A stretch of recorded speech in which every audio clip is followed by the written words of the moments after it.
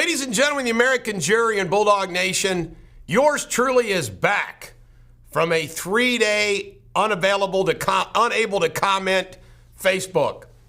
However, I'm ready to let it rip again.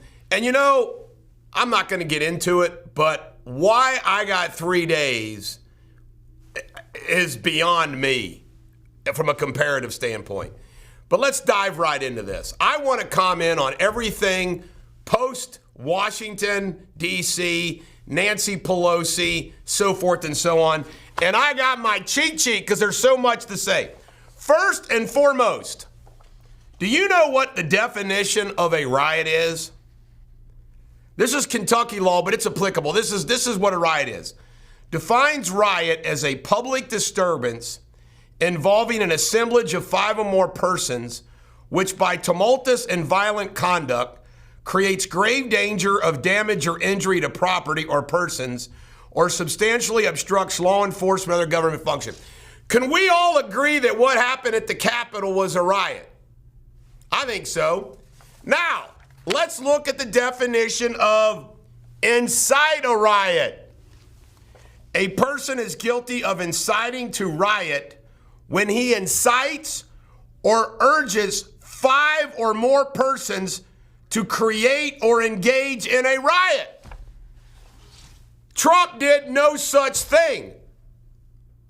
He didn't. You see, there might have been a riot. Now, you can't say, whoa, because he had all those people come to Washington, D.C., that's inciting a riot. Really? It's not. And ladies and gentlemen, the American Jury and Bulldog Nation, can we have a protest score? This is what has gone on in the past year. They have taken over police stations, city blocks, courthouses have been under siege, federal courthouses. They pounded on the door of the U.S. Supreme Court. They were ready to storm the White House. The media made fun that Trump was taken someplace safe. Has anybody made fun of these congressional people going someplace safe? No. Another thing, this police officer who died, God bless him, you know, it looks like he died from some post-injuries or a medical condition. Is there any, I'm just asking, is there any evidence that that police officer was like physically attacked the way police officers have been attacked all year long? We've heard nothing from Pelosi, Schumer, Biden, and the rest of them. This is the first police officer they care about. You can't make it up. How about this? Nancy Pelosi goes on CBS 60 Minutes and says, Trump's deranged, blah, blah, blah, blah, all these other things is. This woman admits she withheld coronavirus aid for months. Nobody cares about that. She called up the military and encouraged a military coup against the commander-in-chief. The disconnect is off the charts. And then, okay, Trump not attending Biden's inauguration. How phony would that be? It'd be beyond phony. And ladies and gentlemen, the American Jury and Bulldog Nation, there is absolutely zero need for him to go. You know, John Adams didn't attend Jefferson's. John Quincy Adams didn't attend Andrew Jackson's. I mean, these things happen. You know, it's not the end of the freaking world. How about Parler being shut down? How scary is it that you've got Google and Apple and Twitter and Amazon all working together? And what about Twitter? How did this happen? Some employees at Twitter contacted Jack Dorsey and said, you know, I think it's time to shut him down.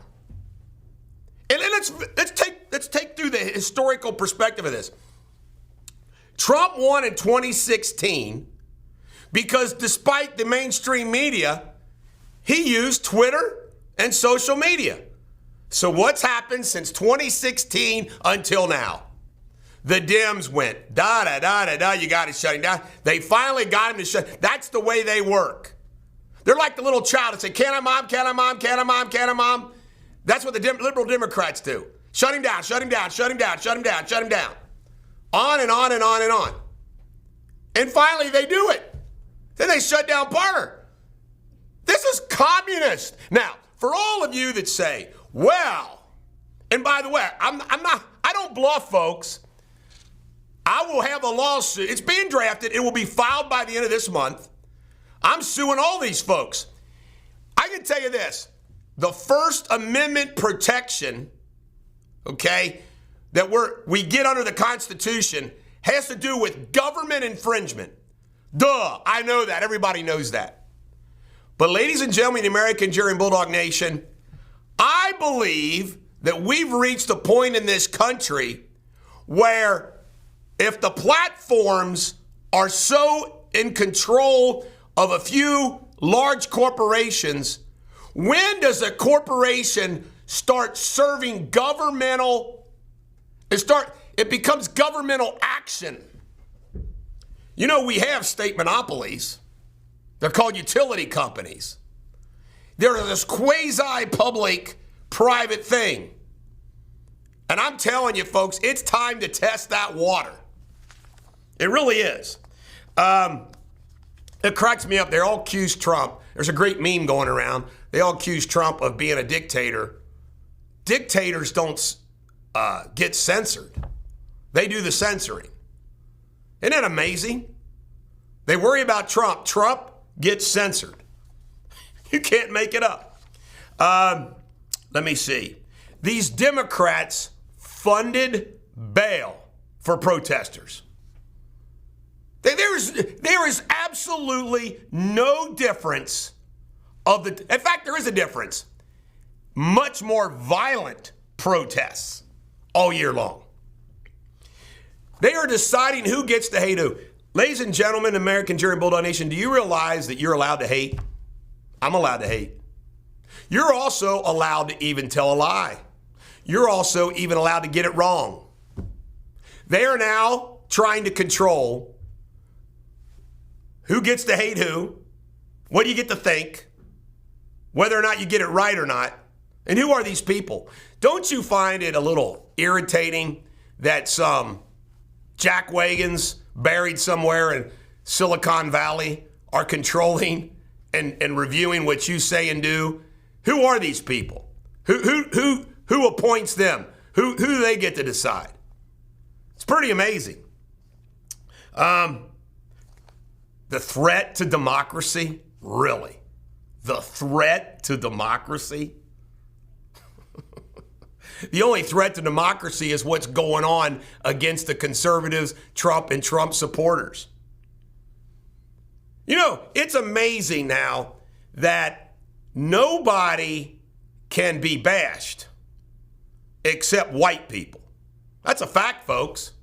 You can't say anything negative about any group, but Jamil Hill can say, lax punishment for Trump supporters would weaponize white people. What? Are you kidding me? And do you know what they're really saying when they're banning and restricting and censoring? They fear the communication. They fear the truth. That's all. That's what it is. It's truly amazing. How about DeWine and Bashir? DeWine and Bashir publicly speaking out against D.C. when look what they've done to democracy. New York Times yesterday. This ought to scare the hell out of you. And I've been saying this for a long time. Black power is here. Black power is here. Ladies and gentlemen, the American jury and Bulldog Nation, I've been saying it over and over again. You, me, and everybody else is for equality. Equality of opportunity, equality. But that's not what we're playing here. Folks, it's not about equality. It's about power. They don't want the people who are leading this kind of stuff, they're not looking for equality. They want inequality. It's white shaming over and over and over again. It's truly amazing. Here's another thing about New York Times. America on edge as House weighs second impeachment. Folks, I got to ask you something. How is America on edge except the infringement of our First Amendment rights? Is anybody in America on edge about what went on last Wednesday? No. Except the losing of your First Amendment right. That's the only thing we're on edge about, right? That's the only thing we're on edge about. It's crazy. Impeachment. Folks, you can't impeach somebody who's leaving office. And they make a big deal about all these resignations, impeachment. The guy leaves January 19th. It's the last day. January 20th, it's all Joe Biden's. I mean, think about it, folks. Are you kidding me? You can't impeach somebody when they're gone. And Nancy Pelosi admitted last night on CBS 60 Minutes, said that part of it is to keep him from running for office again. When is that a valid basis for impeachment? It's not. All this is fear they have for the Trump supporters, the Trump movement. That's all it is.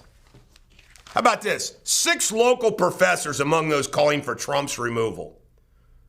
Elizabeth Bell, Monica Schneider, Patrick Haney, Michael Bannerwowski, Will Humphreys, and Nada Ela. What a bunch of morons. Peggy Noonan, Wall Street Journal opinion, actually said, he is a bad man, not a stable one, and he's dangerous. America is not safe in his hands. Do you see what's happened? All corporate America, and let's cover corporate America.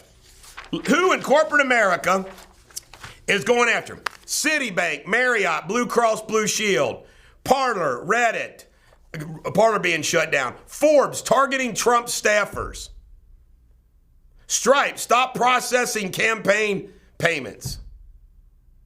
It's unbelievable. Corporate America jumps in.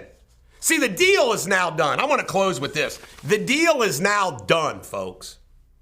With big tech, academia, Hollywood, corporate America, the Democratic Party, the left, all of them. And it's this. We now have control. We now have power. We're going to make the rules. We're going to bring pain upon all of those people who aren't on board. And everybody has to become a corporate slave, a media slave, a media gangster, corporate gangster, political gangster, or else you're out. You have to sell your soul, sell your liberty. You got to jump on that train, or else you're out. A great example is John Calipari. John Calipari recruits black athletes. He coaches at the University of Kentucky. Calipari, there is no way in hell Calipari, based upon his background, upbringing, and everything else, believes any of the BS, but he walks lockstep with it. Why? If he doesn't, he'd be fired. It's that simple. Everybody is willing, this day and age, it seems to sell their soul for money. It's unbelievable. I think money's always been the root of all evil. I think it's greater than ever. You get money from China, man, you'll do anything. You don't care if it's China. You get money from these folks, you don't care what it is. Bigger than ever. This is the Bulldog. Every dog has their day. Have a great day.